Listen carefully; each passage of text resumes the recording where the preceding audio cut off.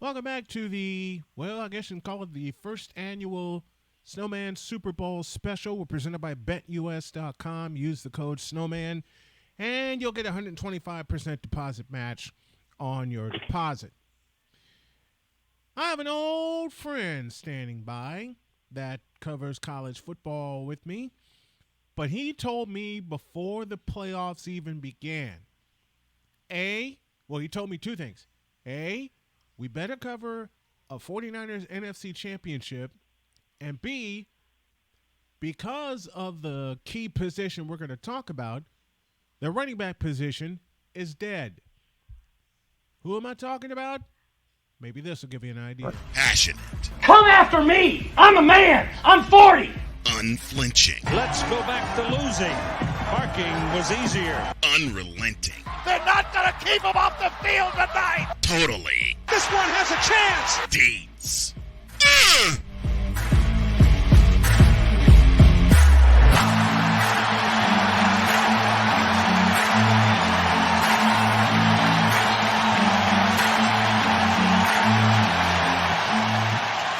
That's not just a murmur, that's a full-blown fibrillation. Our hotline all afternoon has been presented by Fanatics as we take you to kick off the Super Bowl 58. It's the one and only Chris Dietz who joins right now. How you doing, Chris? I'm doing great. It's been a while. It's been a wild year, man. It's been a wild season of just everything in football from every angle. But you hit the nail on the head, man. The running back position it's not that it's dead. It's that the running back position is so important and nobody cares.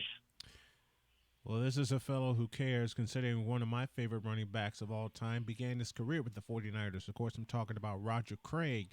I'm going to start there with our conversation because I have talked about this all the time. I continue to talk about it. You've heard me say it on the morning show. You've heard me say it during my afternoon show.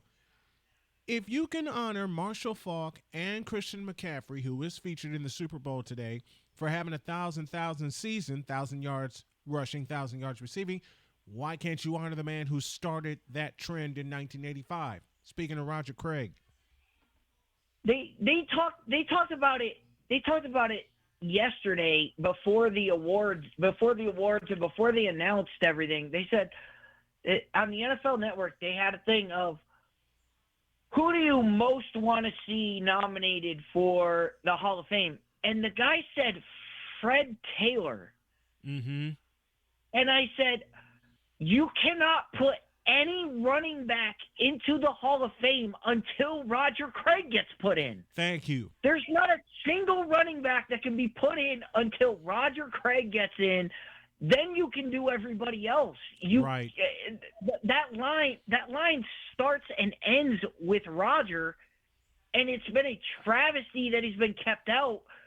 Put him in, get that over with. Then we can go through all these other guys. Because if you want to tell me Fred Taylor deserves to be in the Hall of Fame before a guy like Roger Craig, you're insane.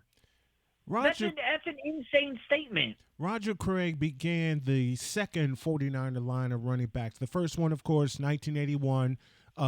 Amos Lawrence was in the backfield.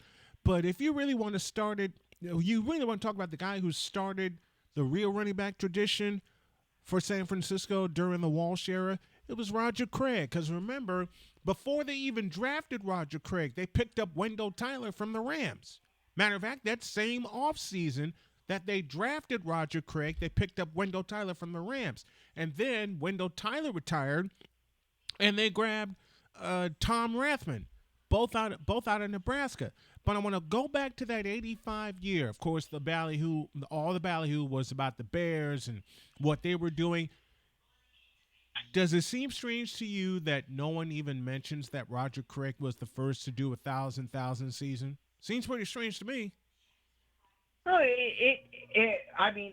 it's strange, but knowing the way that we know everybody goes, it's not strange at all. It's just how this is how the typical media reacts. Mm-hmm. I mean, we could bring it into today's era, and bringing it into today. And you just prefaced me with all this college football stuff. Yep. We've just gone through a whole season of college football. Mm-hmm.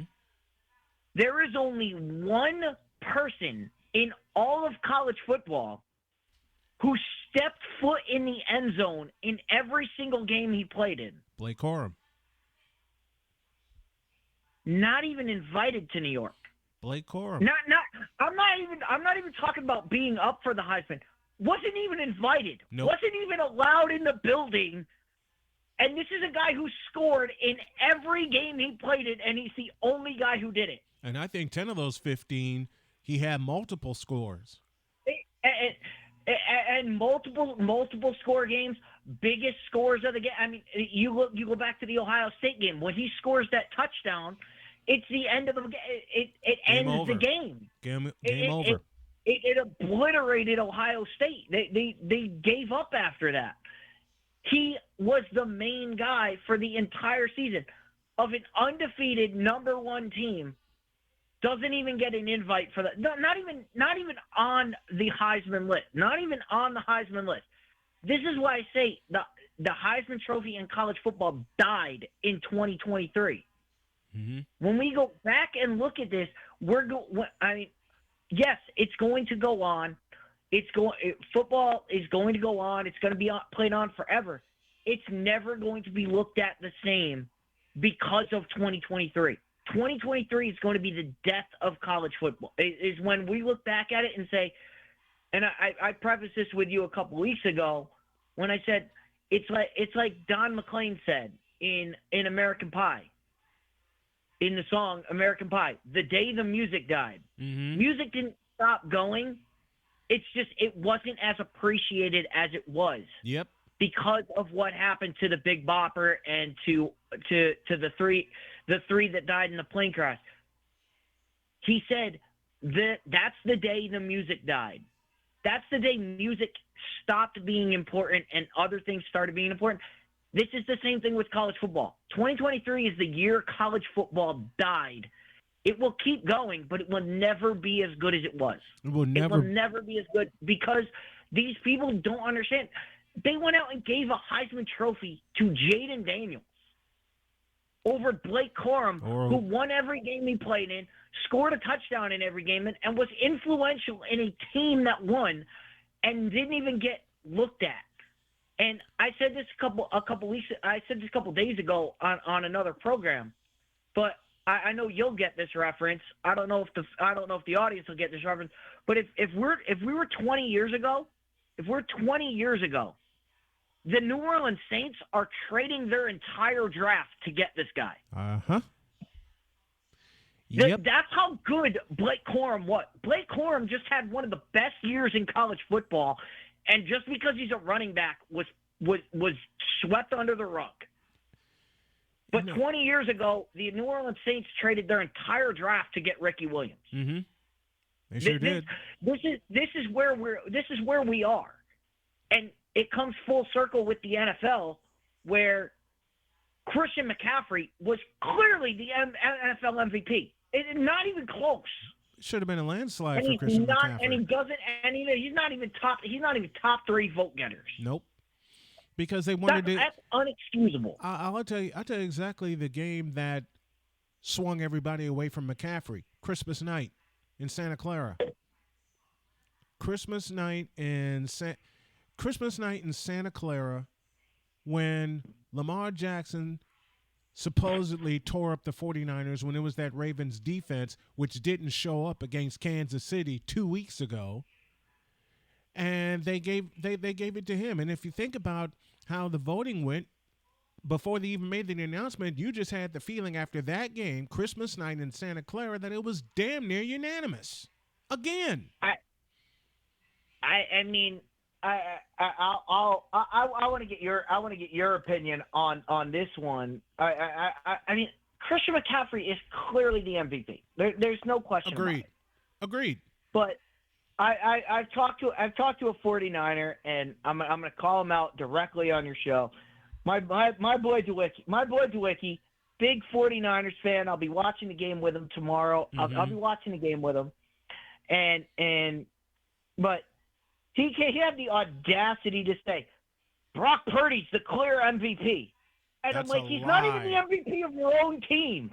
What? He can't be the MVP of the league if he's not the MVP of your team. The MVP to me, which should have been a unanimous vote, was Christian McCaffrey. The league's leading rusher. Let me say that again. The league's leading rusher. And believe me, this is not the Remember first. when that mattered? Yep. Still matters to me. Remember when that mattered? Absolutely I do, because Roger Craig did it twice. I don't understand why that doesn't matter. Like, what is happening right now? Lamar Jackson didn't even lead the league in passing. Didn't lead the league in passing efficiency. Didn't lead the league in passing touchdowns. He didn't lead the league. I don't think he led the league in any passing. I don't think he led the league in any passing category or any offensive category, period. Yet the rushing champion, Christian McCaffrey, goes unnoticed. Again. It doesn't make any it doesn't make any sense. The only sense I can make of this is that because they put Christian McCaffrey and Brock Purdy on the list, that it separated the votes from that side of the country. Yeah. That they must have split them to where people want, that like I just said, that makes no sense, because Brock Purdy, great as he has been, he's not even top 3 in MVP vote. In MVP of his own team, he's not even top 3. So he shouldn't have even been on the list. He shouldn't even been on the list. The person who should have won it. The person who should have won it was Christian McCaffrey, and it should have been a landslide. And I need to make a correction. I said Craig did it twice. He only did it once, and that was 1988. And, oh, by the way, the 49ers just happened to win the Super Bowl that year. He rushed for a career-high 1,502 yards, talking about Roger Craig in 88, caught 76 passes for 534 yards. And in the Super Bowl against Cincinnati, he rushed for 71 yards and then caught 8 passes for 101 yards. But this is why football is. Again, when I say this word, it doesn't mean football's going to end. It doesn't mean at the end. But football is dying because the analysts don't understand the game. They really don't. All they look at is quarterbacks and whether the quarterback played well and what the quarterback did. All that is not football. That's not football. That's not the football I grew up watching. That's not the football I grew up playing. That's not the football I grew up coaching, and that's not the football I watch now. None of the analysts, and you can't see me, but I got the finger quotes going. The analysts, right, that say that want to talk about quarterback play. Yes, quarterback is important. Very much so. Yes, it's important. But the actual game on the field is one between the tackles and the running game is so important to that game, to that aspect. And for that to be just forgotten is the death of football. It will be unwatchable if it's just throwing the ball every single down. It will be unwatchable. I'll have Mike debate on a little later, and he will give his bold prediction for this game today. I will do the same. And I can tell you, in some prelim discussions with Mike, it involves the very position that we are talking about. I have a couple references of my own. You threw one at me in what the Saints did to get Ricky Williams. I have two Northwestern running backs that meant so much to their team, even though they ran a spread offense, and I think you know them both. One is Darnell Autry from the 95 Big Ten winning team, and the other is Damian Anderson 5 years later. You think they didn't mean a lot to those Northwestern clubs that were winning? Absolutely. College football has always been about the running back, which is why anybody who when they keep doing this with, it's only a quarterback award. No. The Heisman Trophy was always preached as the best player in college football. No, it's not the best performer. It's not the most valuable. It's not. It's about who was the best, bar none. That's it. That was the list. Mm-hmm. And this year absolutely destroyed it. They botched it. They botched it not just from giving you work. Look, Jaden Daniels, great season. Like, great job, good on him. Don't take anything away from the athlete. The athlete did everything, but to give him a Heisman Trophy for that, when you have all these other guys on here, Bo Nix was invited to New York. Mm-hmm. Why? And Blake Corum wasn't. Why? And not to say, again, not to beline Bo Nix. Bo Nix had a great season. Good job. Like, you did your thing, but you lost to Washington twice. And you shouldn't have been in New York. Blake Corum should have been in your seat. And the people that voted should have had to take a look at, do we value the most touchdown passes, or do we value guy who was productive every single week, no matter what? That's what should have mattered. That's what should matter. Is every week he gave the performance that we expected every week. And it wasn't even close. He scored 5 touchdowns here and 2 touchdowns in the next game. No, he scored in every single game. It was productive. And it wasn't even close, man. He rushed for 1,245 yards, 27 touchdowns, averaged 4.8 on the ground per game. 4.8, almost 5 yards a carry, and it just seems like no one appreciates a running back. And then you hear this. Then you get the audacity of people to be like, oh well, he has such a good offensive line. It's the offensive line that does it. And then you watch the national championship game where the other running back, and I apologize for not knowing that, the other running back runs wild on 2 carries and runs for a bunch of yards. Meanwhile, Blake Corum has 27 carries for 135 yards.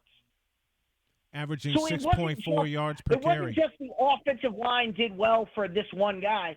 Blake Corum got the bulk of the carries and carried that team to the finish line. That's what this was about. When they needed a big play, they went to Blake Corum. That's what Michigan did. That was how Michigan won a championship. That used to matter. Mm-hmm. And yet they focused on Dylan Johnson's performance in fewer carries than what Blake Corum did. Matter of fact, let's start from September 2nd as we talk running backs here with Chris Dietz on the Super Bowl special. 73, 80, 101, 97, 74, 69, 52 against Indiana, 59 against Michigan State, 44 against Purdue. Penn State, he goes wild, 145 yards. Maryland, he gets 94. 88 against Ohio State, which sealed up the Big Ten East. He gets 52 against Iowa, 83 against Alabama, which came in an overtime win, and he caps it off with a 134-yard performance. Every game this year. In fact, I see 2 games where he had 3 touchdowns. Every game this year, he scored a touchdown. 27 touchdowns in 15 games. Just go back to those last 4 games. The last 4 games. Mm-hmm. Let's just go back to those, because those are the biggest games of all. Ohio State. Yep. Ohio State. When does he score? Oh, he scores when Michigan is losing and needs a touchdown, and they score to break the game. Mm-hmm. To break the game wide open. They broke the game open. That's when he scores. He scores to break the back of Ohio State. Iowa. When does he score? He scores, and they take the lead, and they never look back. And wound up shutting out Iowa. And if I remember, in the national semifinal, he had the game winner. He scores the game-winning play. They go to Blake Corum. He scores the game-winning touchdown. He scores the game-winning touchdown in overtime.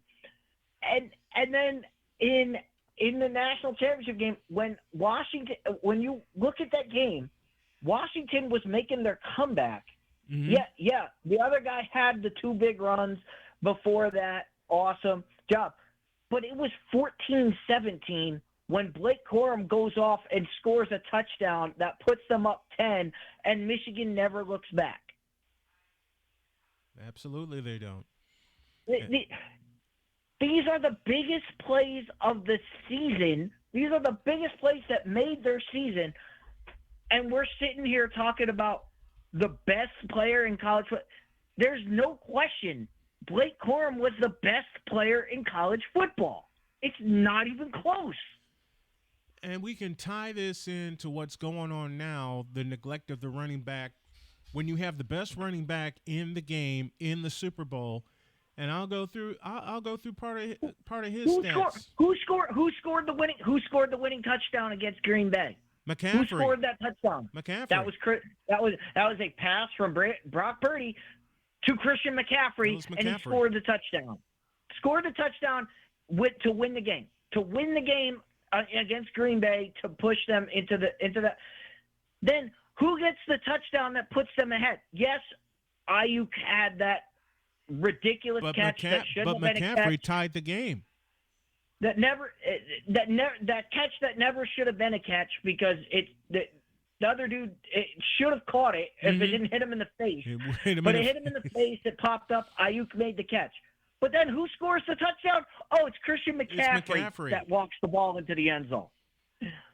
14. No, that's. I got that wrong. 20 some odd touchdowns this year for McCaffrey, and this includes being shut out in 4 games in terms of a rushing touchdown.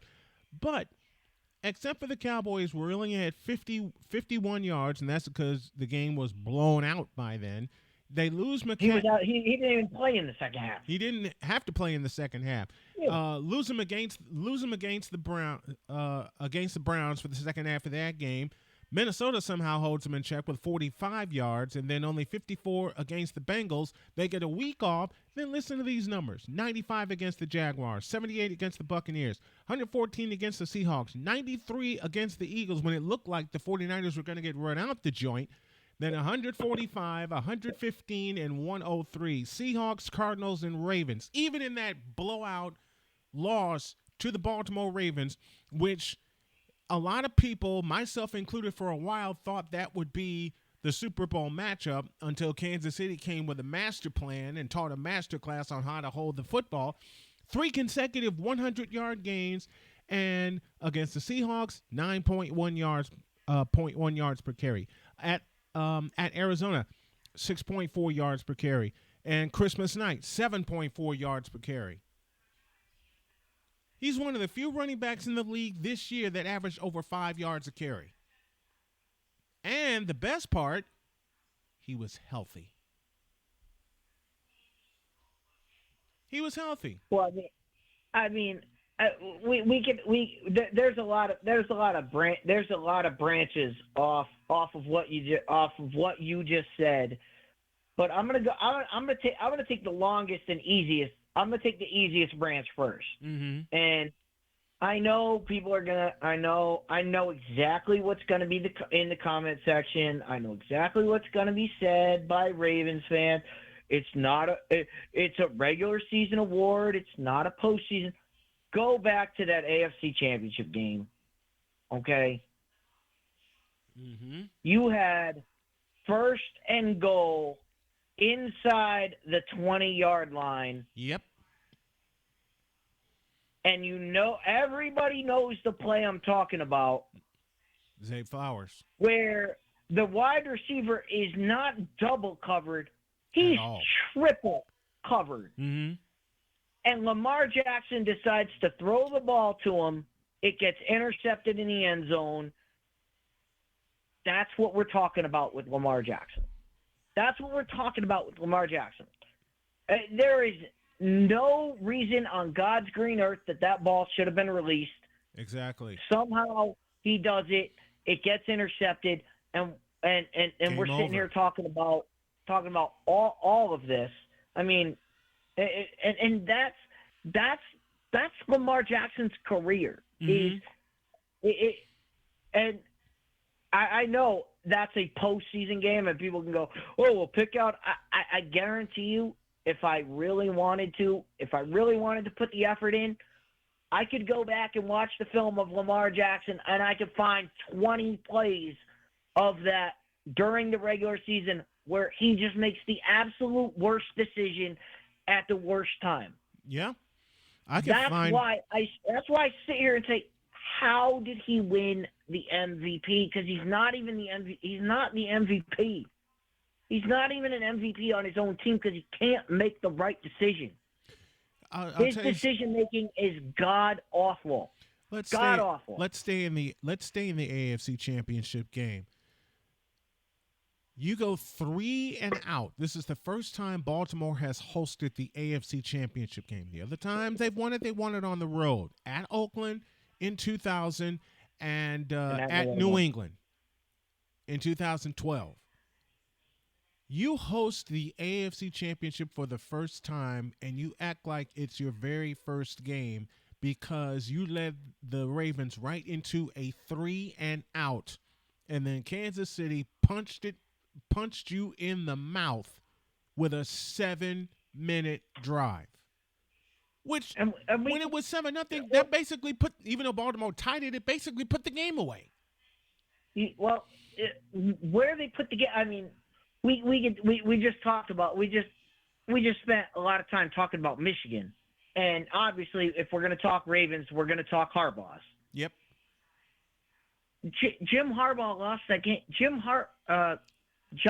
Harbaugh lost that game for the Ravens. Why do I say this? I'll give you my examples. First, they get a first down. They're down. You're down 10 points. You need 2 scores. Mm-hmm. You need 2 scores. They get the ball inside the 30-yard line. You have the. I'm going to say this, and I don't feel bad saying it. You have the best kicker in NFL history, in Justin Tucker. Mm-hmm. You are inside the 30-yard line with 3 minutes and 15 seconds left.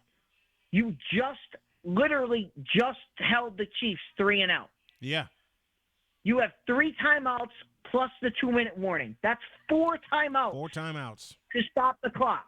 You have 4 chances to stop the clock. When you get the ball inside the 30-yard line, you kick that field goal, and you kick the ball deep, and you play. Your defense is allowed to play, and then you go for the touchdown. Mm-hmm. John Harbaugh decides, nope, we're going to try for a touchdown. What do?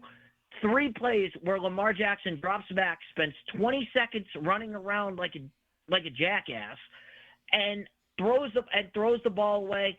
They ended up wasting 1.5 minutes off the clock. Right there. Ended up wasting the 2-minute warning. Mm-hmm. Right there, the game was over. The game was over. You knew, hey, we got to hit the onside kick or else this game is over. And that was it. Coaching comes into play. John Harbaugh should have kicked the field goal there, relied on his defense, say, hey, we stopped them 3 and out. Let's go. Let's stop them 3 and out again. We'll call timeouts if we have to. We'll call timeouts, and we'll get the ball back with about maybe at the 2-minute warning if we don't want to waste our timeouts, or we'll get the ball back with like 2.5 left with the 2-minute warning in our pocket to march the ball down the field. And you wear the clock down, and you don't give Kansas City another possession. You play for overtime. You got to get 7. You kick the field goal. You have to get 2 scores out.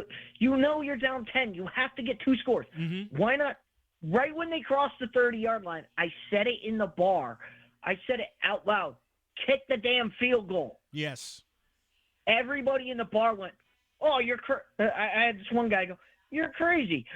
Go for the touchdown." I said, "No. Go for the touchdown on this play. If you don't get it, kick the field goal, then kick it deep and use your timeouts, save the time on the clock, and then you control the end of the game." Mm-hmm. If it ends with you throwing the ball into the end zone and a Hail Mary, that's fine. But at least you control the end of the game. You don't allow the other team to down the ball out of the game. And That's not what the Ravens did. That's not what the Ravens did. The Ravens decided, let's try for the end zone, and it was absolutely horrible each and every time. And then you look at the last play, Lamar Jackson throws to a guy who is triple covered. And it sails wildly incomplete. It was not even close. And that should tell you everything right there. That should tell you everything that should tell you everything right there. And one final, you said coaching comes into play. How about Dan Campbell and the stupid moves that he made? 2 of them. Oh God. Oh God. Dan Campbell is lucky. Dan Campbell is lucky that the Lions have been so bad for basically ever since this season. He is so lucky because you're up 17. You're up 17, dude. Mm-hmm. You're up 17. Just kick the field goal. Mm-hmm. Just kick a field goal. Just kick a field. No, I think they were up 14 at the time. Kick the field goal. You're up 3 scores. You're up 3 scores. There's no need to go for it. There was. And at halftime, they were up 3 scores. At halftime, they were up 3 scores, 24-7. This was another moment where I'm sitting there screaming at TV. And this time, everybody was in agreement. We were all in agreement. Kick the field goal, go up 3 scores. That way, if they score a touchdown, your team is relaxed. You don't have pressure on you. What happens? They go for it on 4th down. The guy drops the ball. They miss it. 49ers march right down the field, score a touchdown. Now their 49ers are down 7. And the entire game flipped on that one play. Exactly, it did. You can't, as a coach, you cannot put your team in that position. I understand going for it and being like, all right, we're gonna put our stamp on this game. But I mean, unless you really felt that your kicker can't hit what essentially was an extra point at this stage of the game, that's an extra point. Yeah, inside the 30-yard line is an extra point. If you feel that your field goal kicker is not that good, he shouldn't be on the team. I agree. Why Dan Campbell decided not to kick it? Kick that field goal. You're up 17, and you coast your way to the end. Because you knocked the spirit. Because you knocked the spirit out of the 49ers. Instead. Exactly. And the 49ers, you kick that. You probably kick the ball through the end zone. The 49ers have to go 75 yards to get a touchdown. When you miss that, when you miss that 4th down, 49ers take over at the 35-yard line.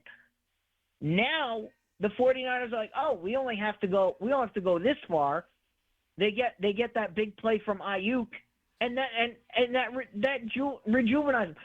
If you're up 17 and they get that big play, nobody cares. Exactly. Nobody cares. Nobody cares about that play. They're like, all right, play on. If they score here, we get the ball back, and we're still up 10.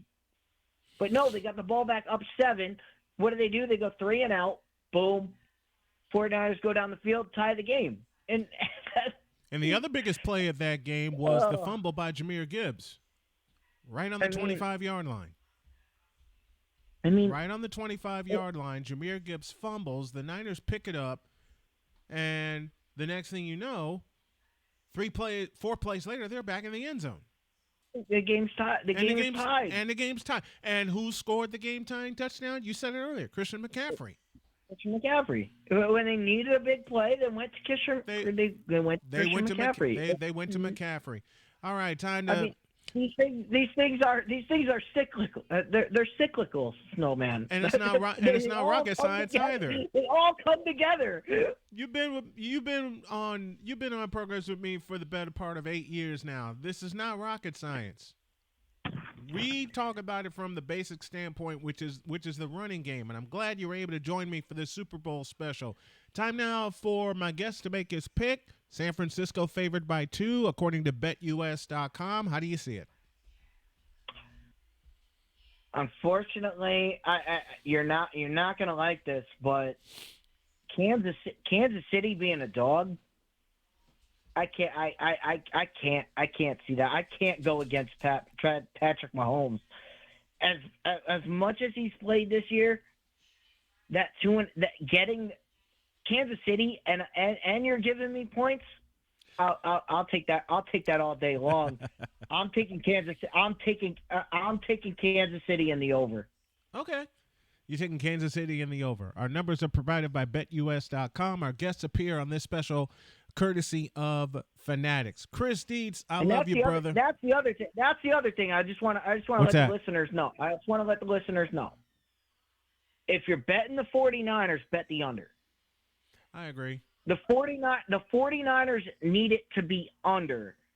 The Kansas City Chiefs can go over, but the 49ers they need to hold Kansas City to a low number. Yeah. So if you're betting on San Fran, bet San Fran in the under.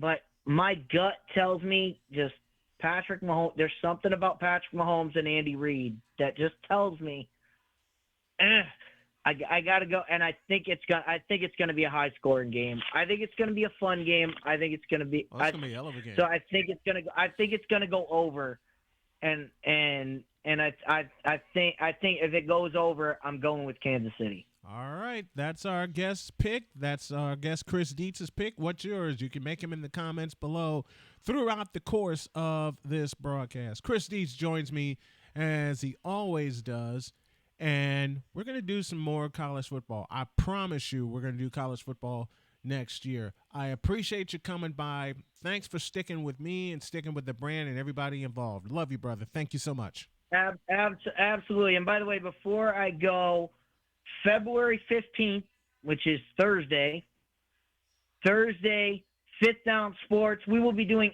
our Super Bowl recap. Of course, recapping the game, we'll have Niners faithful on. Win or lose, we will have Niners faithful on to break down the game. And, of course, we will have Cousin Brianna on to break down the most important part of the Super Bowl, which is the halftime and the commercial. All right. So I love those breakdowns. We'll be hitting it from all angles, but that will be Thursday, February 15th, 9 p.m. Eastern time. I love I love when you break those down. Thank you, Dietz. Appreciate you. Thank you, man. Passionate. Come after me. I'm a man. I'm 40. Unflinching. Let's go back to losing. Parking was easier. Unrelenting. They're not going to keep him off the field tonight. Totally. This one has a chance. Dietz.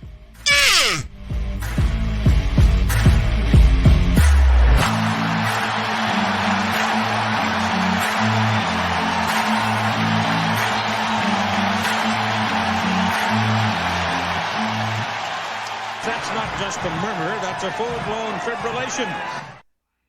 Mike DeBay joins me next to break down Super Bowl 58 after this.